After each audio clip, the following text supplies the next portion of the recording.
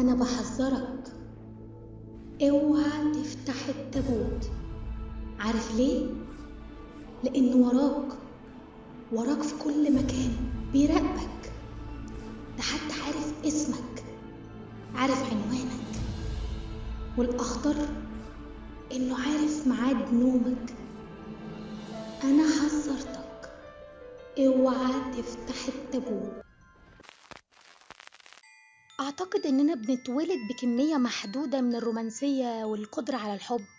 المشكلة عندي إني استهلكت كميتي كلها مع ماجي. كل محاولاتي مع هويدا بقت مجرد عادات مش حاسسها. انت صح، بس ما تنساش اللي أشد قسوة من الموت،